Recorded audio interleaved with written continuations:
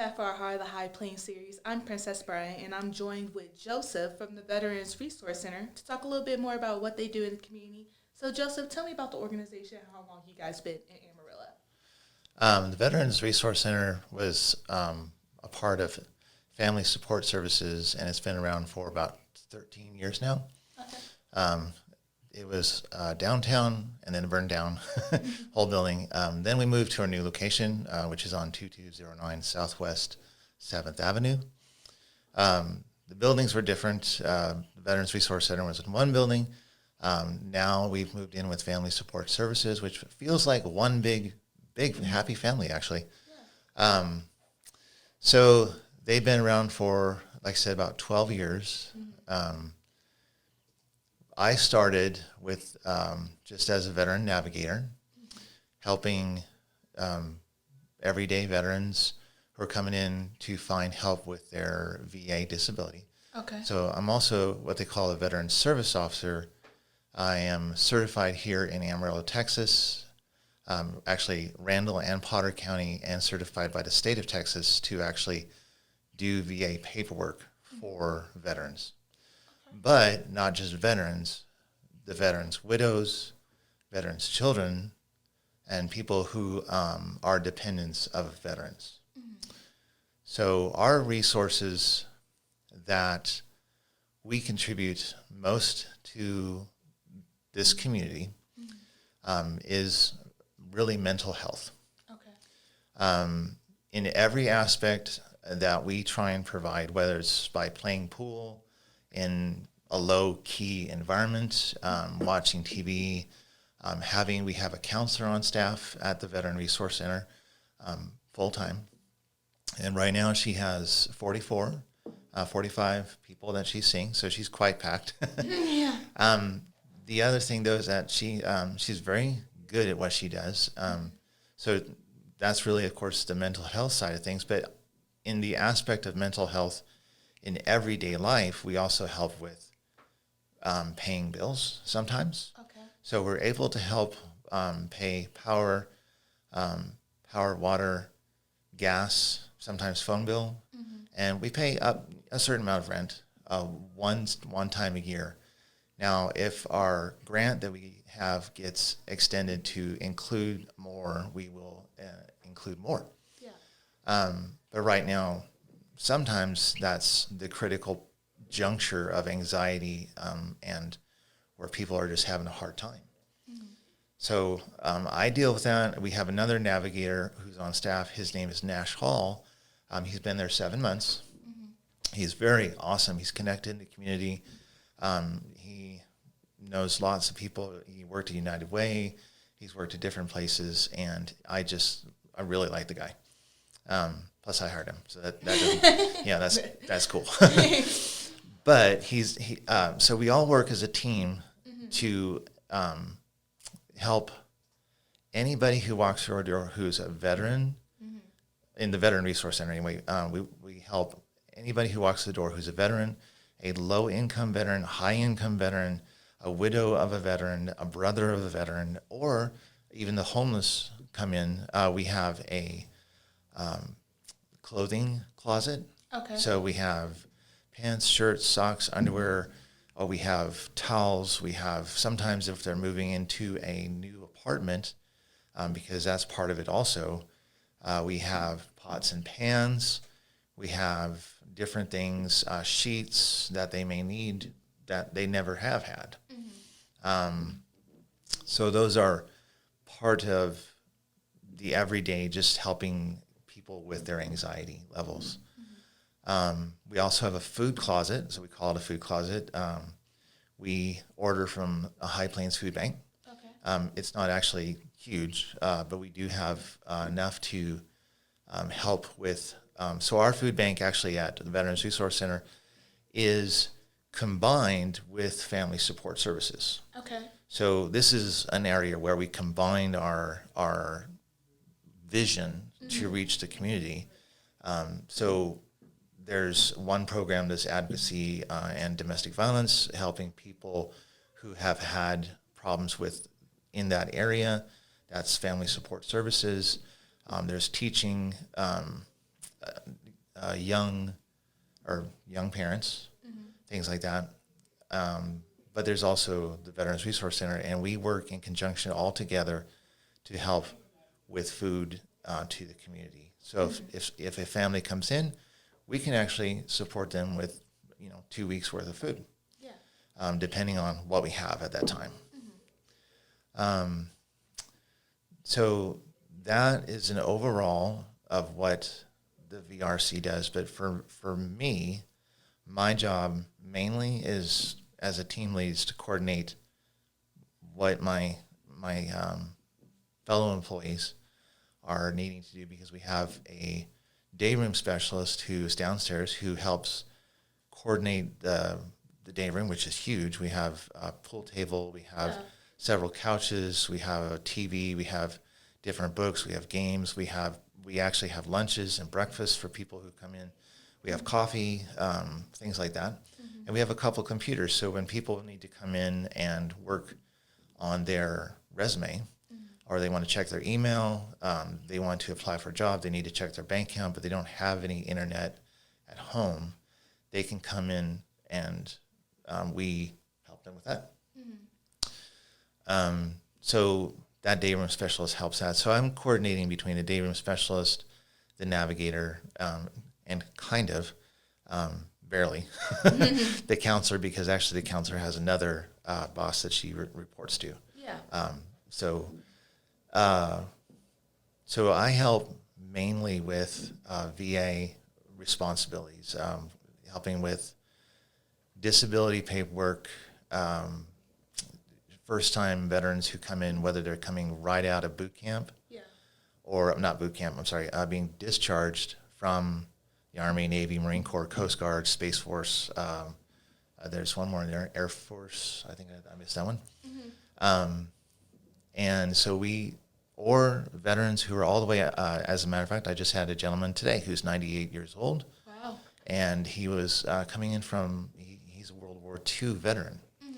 And it kind of shocked me. He's 98 years old, and he's just going lickety-split, and he's amazing.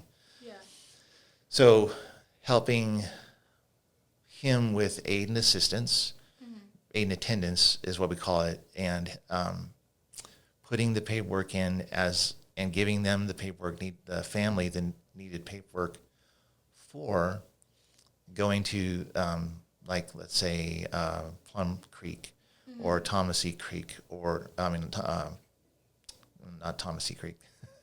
I'll go back to that one, but Asher Point, or different aid and attendance places or assisted living places. So anyway, so the person can be, again, right out of the Navy, right out of the forces, right out of the Marine Corps, or they can be 105 years old and still come in. Now, actually, going to something you had said before and wanted to talk about, why is it incredibly important to actually use the VA, get into the Veterans Administration as soon as possible?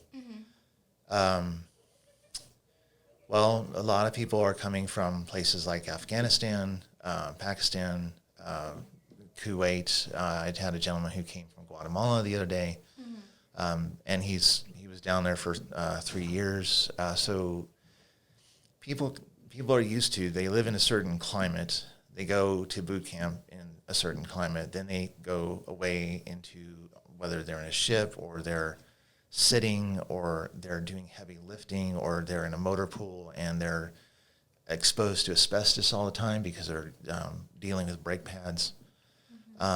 Or they're just they're an infantryman. And so they're dealing with explosions, loud noises, things like that. And they get out and they don't know that they have hearing loss, for example.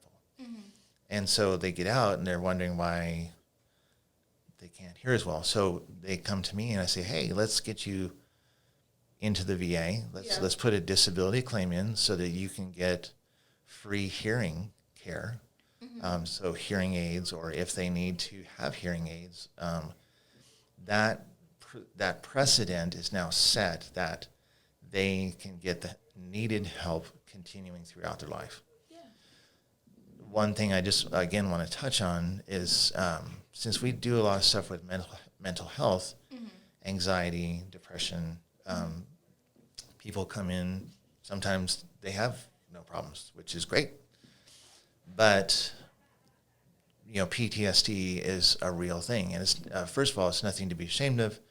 Actually, every single one of us deals with it in some form, shape, or another. Yeah. Because we've all had some kind of traumatic event in our life. So I know I've had traumatic events. I know yearly, sometimes the reminders of anniversary type things come around, and my day is not as good as the next.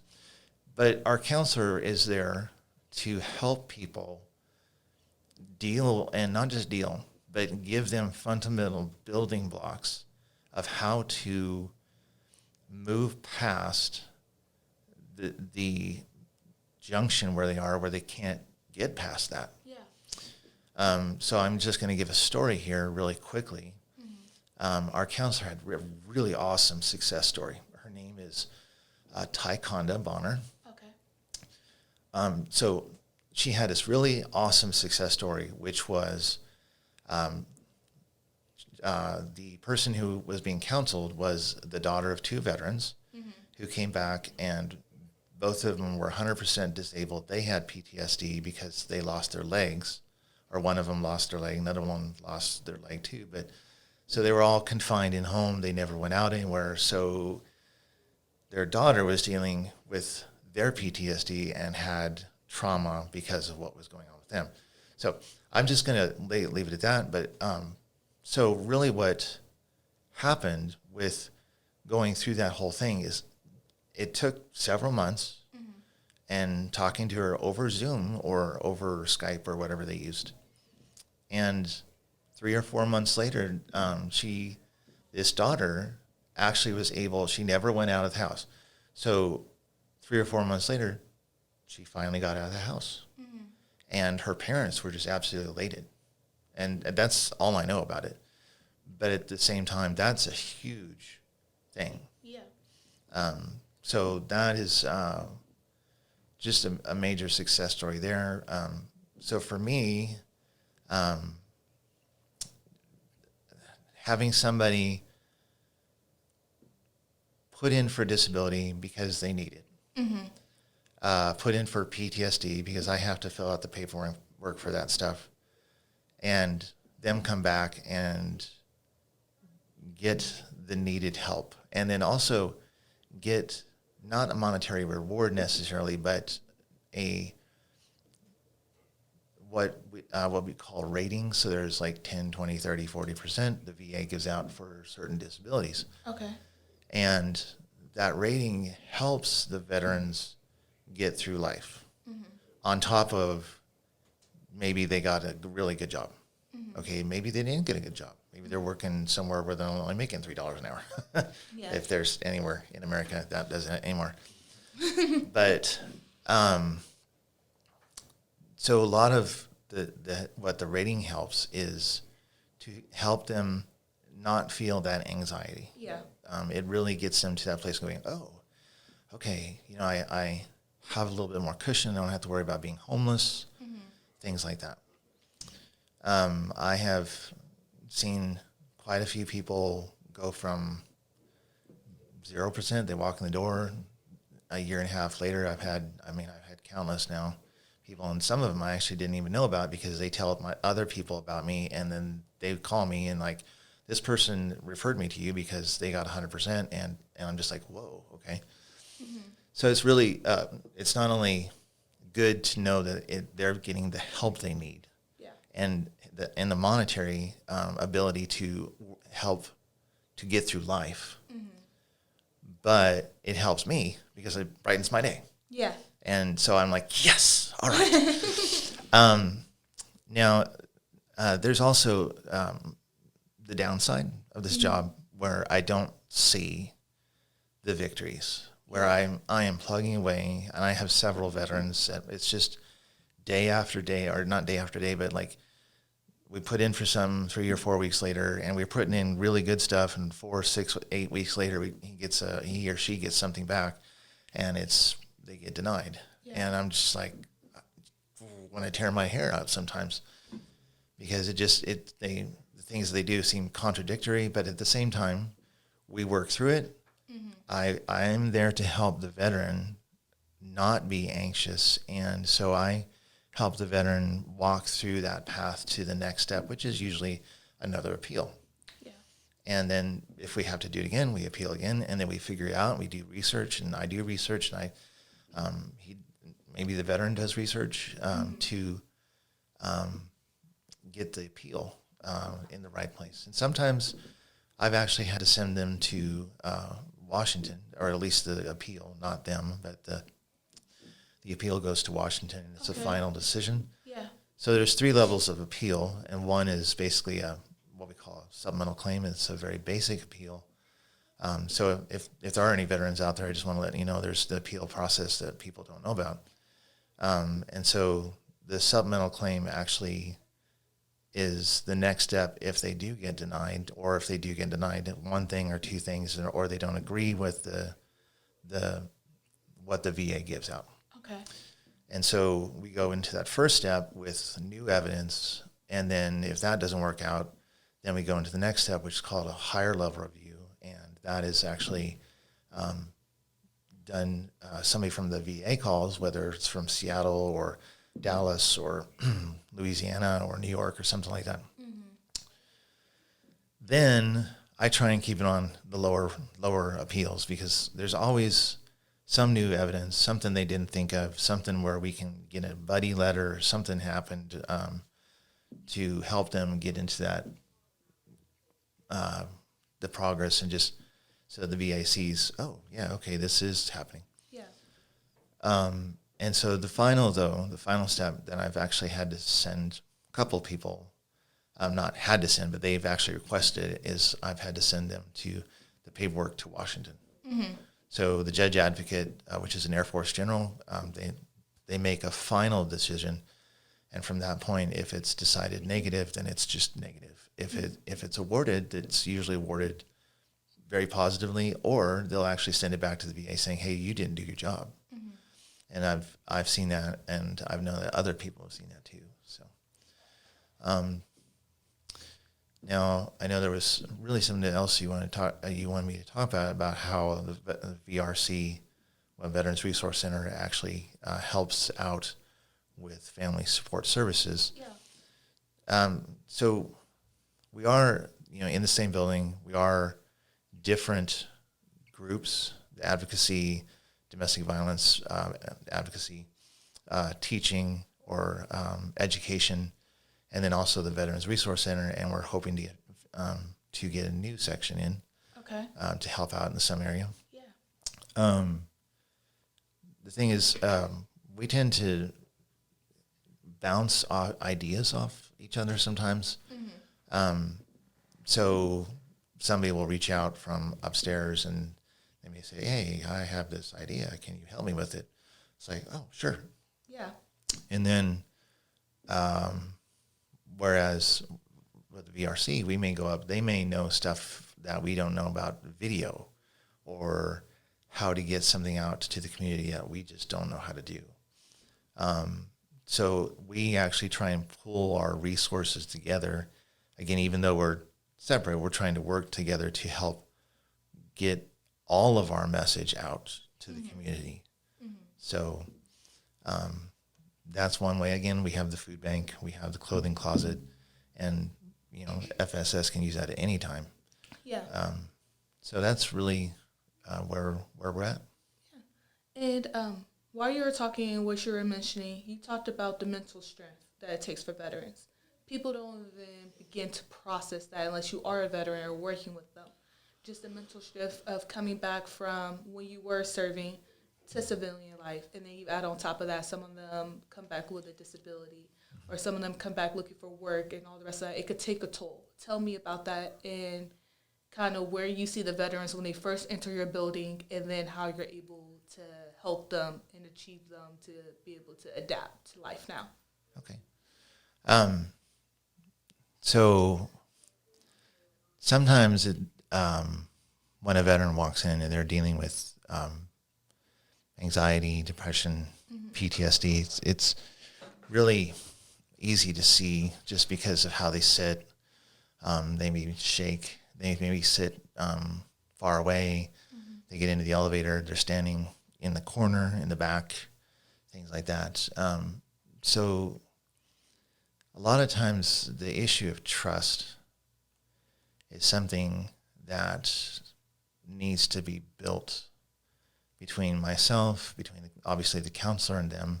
And I'm not going to talk for Ty. She's wonderful and she is amazing. She builds trust all the time. And I have nothing but praise for her. So with me, knowing that they come in and they're trying to deal with, I really haven't had a lot of people come in with lost leg or anything like that. But I do have people come in with bronchitis, breathing issues, COPD.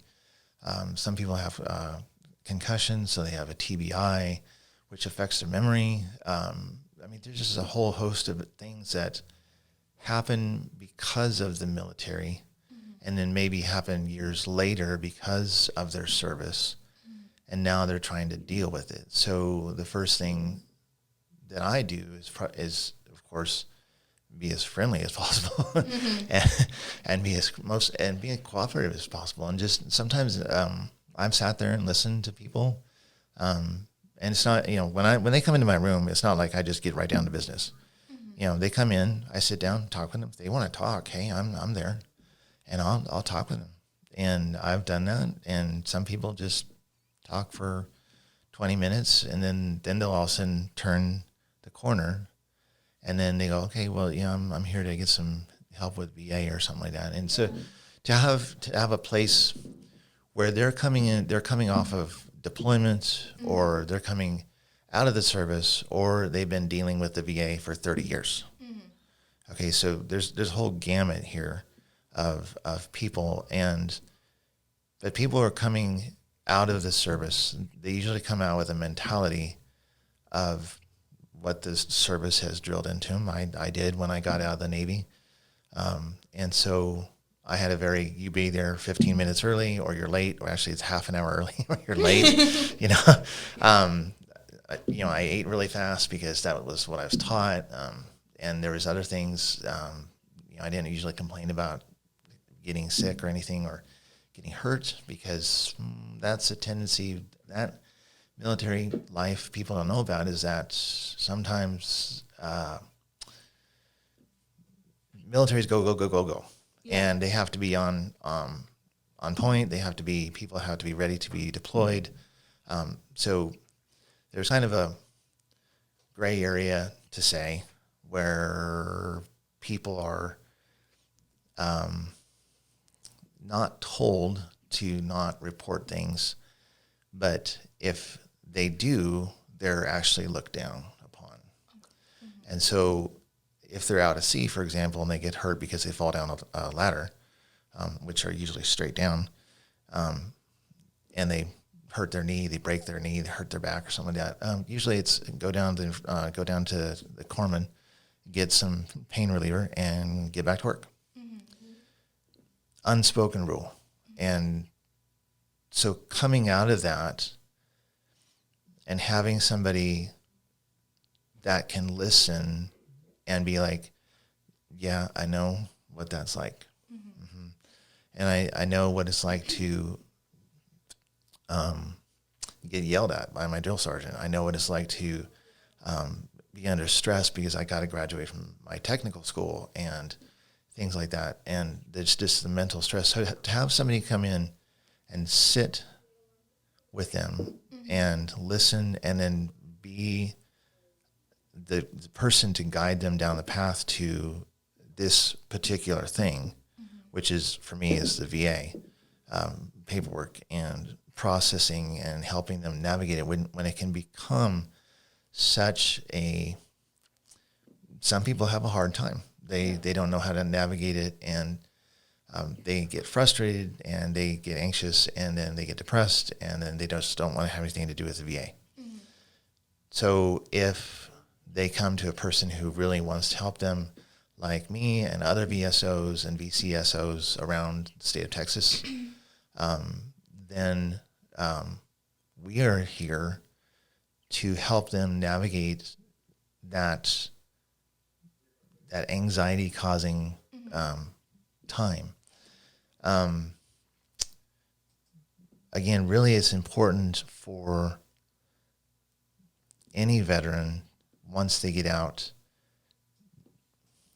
Sometimes I know, like for me, I didn't think I had a lot of problems getting out. Well, that wasn't true. I had hearing problems. I had back problems. I had knee problems. I had ankle problems because running, twisting ankles, doing all sorts of stuff like that. And then there was some mental issues and things that happened that I'm just not absolutely proud of. Yeah. And so in the back of my mind for years, there was a stigma that, okay, I worked through personally, but at the same time, that's not the way to do it. It took me 30 years to work through some of these things. Yeah. And the only reason I was able to do that was because I have my wife and I had my family supporting me and I could talk to them. But many veterans don't get married for several years or decades when they get out. And then, sometimes those issues of what they're dealing with, whether it's psychological, whether it's physical, whether it's both, it gets pushed down. And so the best thing for me, I think for any veteran to do once they get out of the military is to find that place of trust and safety where they can actually talk and get these things out. Yeah. Whether it's just the fact that they were frustrated about, life in the aircraft carrier wasn't like what I expected it to be. I was listening to the catapult every night and the plane's taking off over my head because the deck is like literally only 5 feet over my head. That's literally what happens on an aircraft carrier for the airmen and some of the crew. So these things, just getting their frustrations out in an environment that will hear them and listen is really important. Again, I stuffed things down for years, and then I had to go to counseling myself. So I went, being very honest, I went to counseling for 7 years. The first 3 or 4 years was really the deep stuff that helped me get through some of the trauma, whether it was early life or whether it was in the military. And then from that point on, there was a process of continual healing. And I have moved away from and moved out of that shadow of the trauma. But if people don't have the skill set or the building blocks to get out of under the shadow of what happened in life, what they did, or what somebody else did to them, or the fact that the captain was yelling at them, or they almost got I'm thinking of Navy right now, but just they almost got decapitated by the catapult. These are things that happen. Like somebody gets blown off the deck on aircraft carrier, or I've heard of some stories that are just pretty hair-raising. So these are really this whole thing of trying to get out, when you get out, not stuffing stuff down inside, but actually finding a reliable, trustworthy source of counseling, the person that they can relate to, somebody who also probably has a veteran in their family, because they usually can understand better. So, And while you're talking about this and staying on this point, some of the community may have the quick judgment. They're like, oh, there's so many resources. They just need to go and ask for help. Like you mentioned, when you're years of service and you're taught not to reach out for help, but rather work on it yourself, tell me about making that switch and really where veterans go from that point. Okay. Well, I'm just going to use myself as an example. So I have actually these last 2 years, I have heard over and over and over that first of all, they didn't know about us. And number two, they didn't really want to go to the VA, or they didn't know about this place, or they didn't know about this place, or they didn't know about this place. And really, I'm my crew, my guys, Nash and Hunter and myself and Ty and the whole VRC and the whole FSS, Brandy Reed. And I adore her. She's our CEO. She's the best CEO in the entire world, by the way. And that's not for brownie points. I really do think that. And then, of course, my boss, Kathy, they're really good. And getting the word out, okay, is really something that's very hard. Yeah. Now, we do, and I'm going to step back in just a minute, but we do some barbecues. We usually do them on, like, so for the VRC, we do on military holidays, like Veterans Day. We did one on Veterans Day, Memorial Day, and then we did one on July 4th. We're going to do an all FSS one here coming up at the end of September. On a Thursday, I think it's like the 26th or something like that. And the community is totally invited to come just to see who we are, to see what resources we have for low income, high income, homeless, veterans, advocacy, those who need help with anything like that. Yeah. So I came here a couple of years ago, 3-4 years ago, and I got hired on at Owens Corning. Was there for a year, and actually did well. But the problem is they had a fire, and that basically cost them a lot of money. They had to lay off about 250 people. So for me, I did get unemployment because I was furloughed, which I wasn't just unemployed, I was furloughed. So they gave me pretty much unemployment immediately. I went out and started looking for jobs also. But there was a four-week gap where I didn't have any income. And so my income was paying rent. My income was going to pay the bills, the power, the water, the gas, the phone, things like that. That's what I covered. And then, of course, my wife covered the groceries and all the other stuff. So when I found out that I wasn't getting any money for 4 weeks, the first thing I did was I actually went to, and this is something also people don't know about, here in the state of Texas, we actually, the Texas department that helps with unemployment, they have a couple people who are specifically staffed to help veterans find jobs. So if they get laid off, they put in unemployment, the person actually, they get the name pretty much immediately. They ask for the DD-214, which is their discharge papers. And that person, which actually his name is Anthony, he's down in Lubbock right now, and he comes up here to Amarillo also. He tries to help find them a job. It may be an intermediate job. It may be just something to get by. But the point is that the state of Texas doesn't want veterans to actually be unemployed. And so that's something that I did first. I put in my unemployment. The gentleman who was there was before Anthony. His name is going out of my mind right now, and I apologize for that. And you know who you are. I'm on radio, so obviously it's going out of my mind. But he reached out to me, and I didn't even know that this existed. He reached out to me. He plugged me in with a resource that I didn't know existed for veterans. And it was the Veteran Resource Center. And so the person who at the time was the director of the Veterans Resource Center, Verlene Dixon, she actually was the one who started so there was grants. I'm not really sure how that whole thing started, but she was the one who actually started disability, kind of grew it into what it is today. Not kind of, she is responsible for what it is today.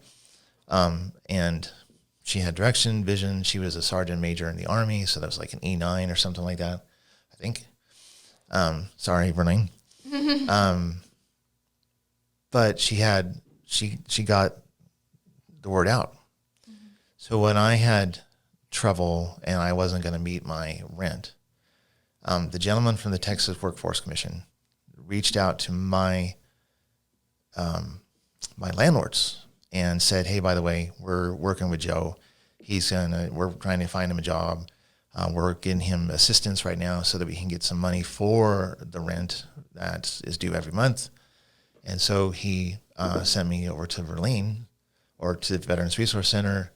I had a talk with Verlene, and a week later I came back and there was a $500 check to help me get through, not pay my rent, but help me get through. Because with the assistance of the Texas Workforce Commission, the gentleman who was a veteran and worked for the Texas Workforce Commission, along with Verlene, they talked to my landlords and helped patch the way for me to do whatever I needed to get my rent paid. So the funny thing is, I was out of a job, and she called me up, or he called me up like a week later and said, Verlene's going to reach out to you after I had gotten my check. Verlene's going to reach out to you. Just be ready. I'm like, okay.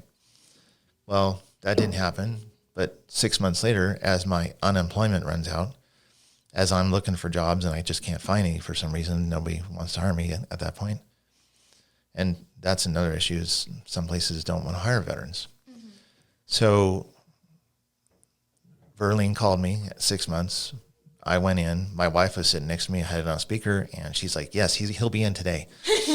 And I was in there an hour, shaved, tie on, all that kind of stuff. And she talked about what the veteran navigator would do. Mm-hmm. I loved it. It was a pay decrease, but you know what? I didn't care, because first of all, it was a job. Number two, having a job helps with anxiety, obviously. Mm-hmm. It helps give the purpose and direction of where somebody's life may be going, and helping people, or they may be working at Walmart, or they may be working at in an oil field, or at wherever. Mm-hmm. But at that point, then now that's when I got hired in October of almost 2 years now.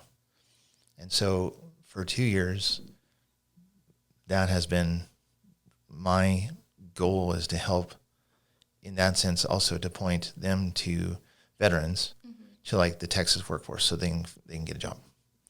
The first thing I usually, if they don't have a job, I say, "Have you gone to the workforce?" Mm-hmm. And most of the time they say no. And then we tell them, "Hey, there's a veteran who's there, whose sole purpose is," not sole purpose, but whose job is, majority of what he does is to help veterans find work, or find interim work, or things like that. So that actually is a resource I had no idea about. Yeah. I came from Kansas before I was here, and there were no VSOs mm-hmm. that I knew of. And the one who did reach out to me when I reached out and tried to find out answers about my DD-214 and stuff like that, rather rude. And so I've come down here, and I've realized that, well, first of all, state of Texas loves veterans, at least up here. I know that, mm-hmm. Because we have a large percentage of veterans in this area. Yeah. So from Lubbock all the way to Texoma, Woodward, not Woodward, but Stratford, all over. This Panhandle, we have a lot. So getting the word out and saying to somebody who's just come out of the military, okay, here's a way that you didn't know that maybe here in I don't know if Wisconsin does or not, or New York or whatever, I don't know, but we here in Texas, we have specifically set aside a person to help veterans find a job. And to me, that's something I always point them first. Yeah. But if they need help with resumes, I'm there. Mm-hmm. Hunter Anderson's there. We're all there at the VRC to help people find a job, to get to the next level, to get out of that rut and the anxiety causing part of their life. Mm-hmm. Now, with resources for counseling, a lot of people, again, have no idea that the Veteran Resource Center exists. A lot of people don't want to go to the VA, but some people have great success with the VA. There's also there's the Vet Resource Center. It's on 8th Street. It's just right down the road from the VFW. And it does specifically counseling, but it is more groups. And it does have counselors there. So they are specifically set aside. It's actually part of the VA, but it's kind of not. And they are a reference that we use to help people get into a group or find a counselor if our counselor is full. I'm not sure if it costs anything. But we have sources, we have material that they've given us, and we give that out to other people so that they know. And when we have our barbecues and things like that, we are trying to get the word out, telling people about like them, or how to work with the VA, or where Texas Workforce Commission, or maybe they want to volunteer. Had a lady come 4 months ago, and just wanted to volunteer. And she's a wonderful lady, and she volunteers speaking Spanish, one of our translation lines, I think, and just a wonderful person. But she didn't know this existed until she came out to actually our barbecue, and then it was like, oh, I have this direction again. So it kind of like sparked a little life in her eyes. It was really neat to see. So, but with issues of PTSD, mental health, anxiety, depression, all these things, a lot of people learn about us by word of mouth, by listening to other veterans who've had success stories. And our job in every sense of the way is to bring success to people's lives. And so whether that's at our facility, or whether that's pointing to the VA, or whether that's pointing to the Veteran Vet Resource Center, which is just down the road, or that's pointing them to a counselor outside, then we want to make sure that we're doing the best so that they can actually do that. For those who actually are having a hard time finding a place, the first place I would, if they're a veteran, I would just go to the VA. Because they might not want to go to the VA. They might not want to get counseling from the VA, but sometimes the VA says, oh, okay, well, you don't want to get counseling here, go over here. Or they say, oh, well, you need help with housing. Okay, well, we'll help with housing. But they're not qualified because they have an unhonorable or a dishonorable or a under general or something like that characterization for their DD 214. And so they'll say, oh, okay, we'll go over here to the Veteran Resource Center because they have resources for you that the state grants us to provide for them for their mental health. So for the veterans who are out there who are just getting off of especially combat, or they've been out there for 20 years and they don't realize that they have PTSD, or they don't realize that they have anxiety, but their wife does, or their kids do. The best thing to do is to kind of take a step back, realize, okay, I'm just a person. I am who I am, but they see something I don't. So my first step would be go to the VA, and then if that didn't work, go to the Veteran Resource Center or look in the online to find help in the area that you're at. So that's how I'd handle it. And tell me, how can people get in contact with you guys? So you can go to our webpage, which is actually it's FSS or FamilySupportServices.com, I think. And if you want to find anything with Family Support Services, they have a ton of it right there. But we have a little side link that says Veteran Resources. And I have a direct line. There's a direct line to Hunter Anderson's line. Usually the counselor, we have a packet that anybody can come in who's a veteran, fill out for counseling for Ty or with Ty. And from there, Ty will reach out to them and set up appointments. We do our building is 2209 Southwest 7th Avenue. Okay. We are a 4-story glass building, kind of goldish green, right across from the old St. Anthony's Hospital. And you can't miss us. Again, it's on 7th Avenue, about 2 blocks east of Georgia Street.